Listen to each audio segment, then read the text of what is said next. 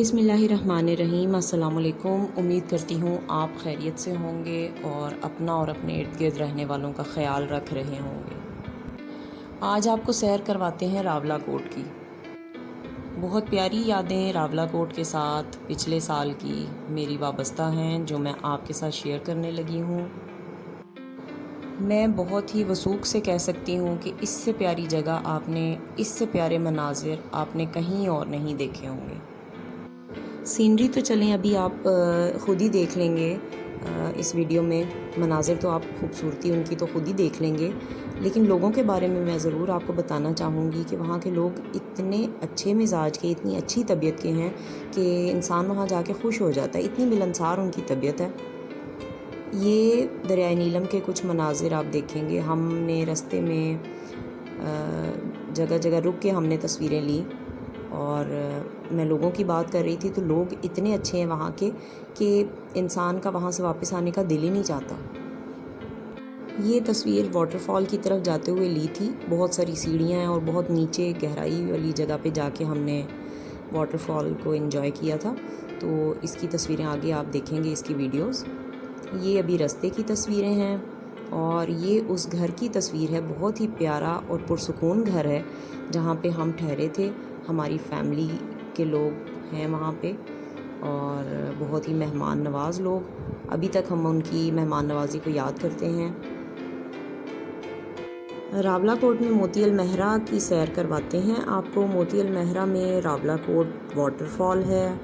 उसके अलावा बच्चों के एंजॉय करने के लिए बहुत सारे झूले वगैरह हैं। ये देखें, इतनी खूबसूरत आबशार, इतना खूबसूरत मंज़र था कि वहाँ जाके ही आप उसका अंदाज़ा कर सकते हैं। तस्वीरों में या वीडियोस में वो खूबसूरती बयान हो ही नहीं सकती। इतनी प्यारी जगह, इतने अच्छे लोग, लेकिन सिर्फ कमी इस चीज़ की है कि वहाँ पे हुकूमत की तरफ से कोई ख़ास इंतज़ामात नहीं हैं सियाहत को फ़रोग़ देने के लिए। वहाँ के लोग ख़ुद अपने बल पे थोड़ा बहुत जितना काम कर सके हैं उन्होंने किया है, और इस जगह को सयाहों के आने के लिए पुरकशिश बनाने की जो अपनी तरफ से वो इंतज़ामात और कोशिश कर सकते थे वो की है उन्होंने।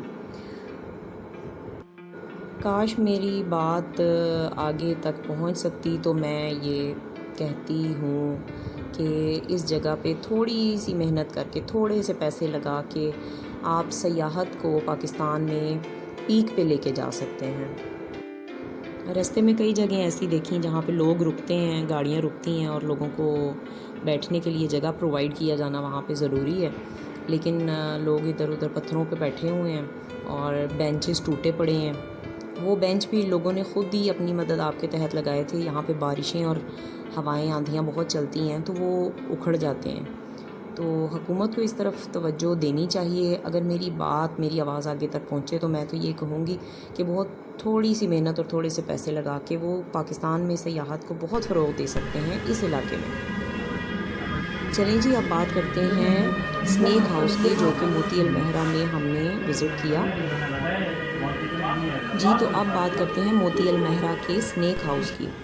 वहाँ पे मैंने सुना है कि इस वादी में बहुत सारे सांप हैं और बड़ी बड़ी नादिर किस्मों के सांप मौजूद हैं, जो कि चलते फिरते लोगों को नज़र आते रहते हैं। अक्सर मकामी लोगों ने कई दफ़ा देखे हैं। तो शुक्र है हमें कोई ऐसा सांप नज़र नहीं आया। हमें वहाँ पे जो सांप नज़र आए वो बॉक्सेस के अंदर बंद थे, स्नेक हाउस के अंदर। और ये बच्चों के झूले लगे हुए हैं यहाँ पे। बच्चे बहुत एंजॉय कर रहे थे, और बड़े अच्छे अच्छे झूले और बड़ी अच्छी सीनरी के साथ आप एंजॉय कर सकते हैं। अब सांप भी देख लेते हैं थोड़े। इस जगह पे एक साइड पे बच्चों के झूले लगे हुए हैं, और दूसरी साइड पे एक बड़ा कमरा है जिसके अंदर छोटे छोटे बॉक्सेस में बहुत सारे स्नेक्स हैं। ये बताया गया कि ब्लैक कोबराज हैं, और ये देखें कि ये आपस में भी लड़ रहे हैं इस टाइम में।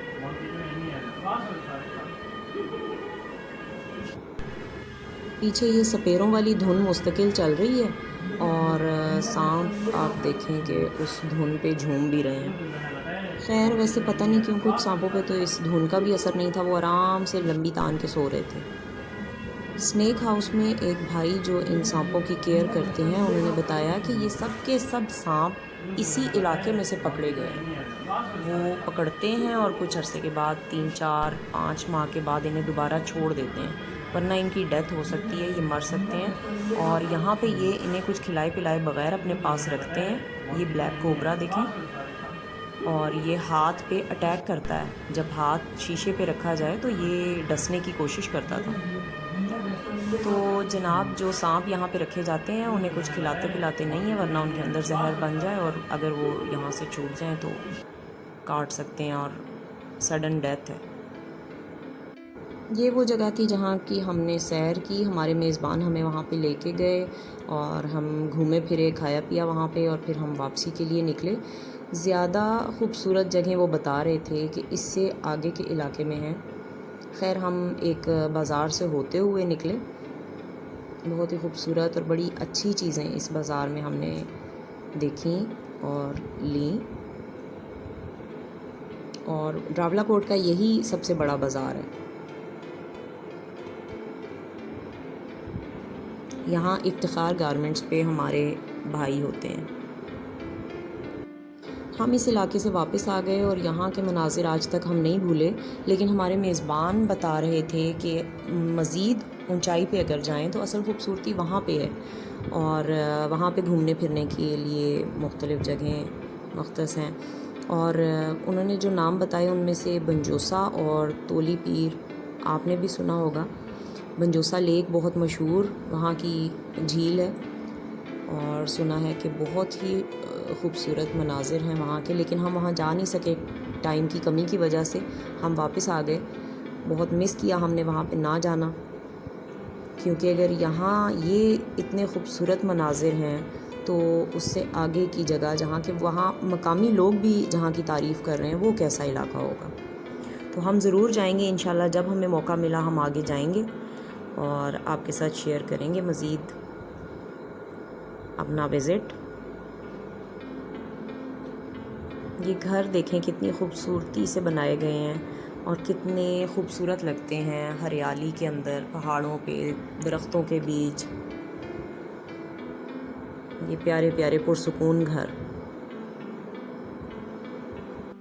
تولی پیر اور بنجوسا کے علاوہ وہاں ایک جھیل کے بارے میں ہمیں بتایا گیا کہ جس کا پانی اتنا گرم ہے کہ لوگ وہاں جب سیر کے لیے جاتے ہیں تو انڈے بوائل کرتے ہیں، اس پانی کے اندر تھوڑی دیر کے لیے انڈے رکھ دیں تو وہ بوائل ہو جاتے ہیں۔ تتا پانی کہتے ہیں اس جگہ کو، اور کہتے ہیں اس پانی میں سے دھواں نکلتا ہوا نظر آتا ہے۔ اللہ تعالیٰ کی قدرت دیکھیں کہ اس علاقے میں ہم گرمی میں گئے اور ہمیں ٹھنڈ لگ رہی تھی۔ یہ دریائے نیلم کے مناظر، اور اسی علاقے میں جہاں پہ ہمیں اتنی سردی لگ رہی ہے، سب کو ٹھنڈ لگ رہی ہے، اور وہاں پہ ایک جھیل ہے اسی ٹیمپریچر کے اندر، اس میں گرم پانی ہے۔ یہ بہت ہی بڑا دریا بیچوں بیچ بہہ رہا ہے پہاڑوں کے، اور بس کمی صرف ایک چیز کی ہے کہ یہاں پہ انتظامات ہونے چاہیے۔ بعض اوقات یہاں پہ لینڈ سلائیڈنگ تو بہت ہی زیادہ ہوتی ہے، یہاں پہ کامن ہے۔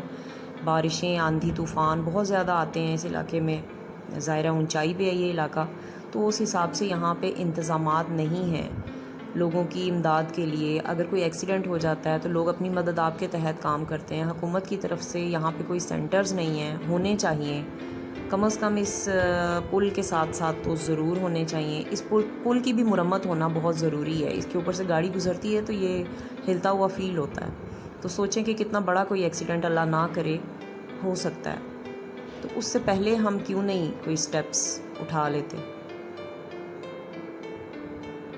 ویسے شہری علاقوں کی بنسبت یہ علاقے، میں نے یہ چیز بھی نوٹ کی ہے کہ لوگ یہاں گھومتے پھرتے ہیں لیکن ادھر ادھر گندگی اتنی نہیں پھیلاتے جتنی شہروں میں تفریحی مقامات پہ ہوتی ہے۔ تو یہ بھی وہاں کے لوگوں کی بہت اچھی بات ہے کہ وہ اپنا علاقہ خود سے تو کم از کم صاف رکھتے ہیں۔ ہمارے فیملی ممبرز نے بہت زور دیا کہ ہم ان کے ساتھ مزید کچھ دن رکیں، اور ہم ان کے ساتھ بنجوسا اور تولی پیر جائیں، لیکن ہمارے پاس ٹائم کی کمی تھی اس لیے ہم واپس آ گئے۔ لیکن ان کی ہاسپٹیلٹی، ان کی مہمان نوازی، ان کی محبت ہم ساری عمر یاد رکھیں گے۔ دیکھیں کتنے خوبصورت مناظر ہیں دریا کے. رستے میں بارش شروع ہو گئی تھی جب ہم واپس آ رہے تھے اور بہت ہی ہیبت ناک منظر بھی بن گیا تھا. ایک طرف لینڈ سلائیڈنگ، گاڑیاں رکی ہوئیں، ایک طرف بارش نہ کم ہو اور ہوائیں تیز آندھی. خیر شکر الحمدللہ کہ سب کچھ بہت اچھے سے گزرا اور ہم خیر خیریت سے گھر پہنچے. اگر آپ نے ایسے ہی خوبصورت مناظر اور اچھی اچھی ویڈیوز دیکھنی ہیں تو میرا چینل سبسکرائب کیجئے گا، اور انشاءاللہ اگلی ویڈیو کے ساتھ پھر سے ملاقات ہوگی. اللہ تعالی ہمارے پاکستان کو، اس کی خوبصورتیوں کو ہمیشہ ہمیشہ قائم آباد رکھے، آمین. اجازت دیجیے، اللہ حافظ.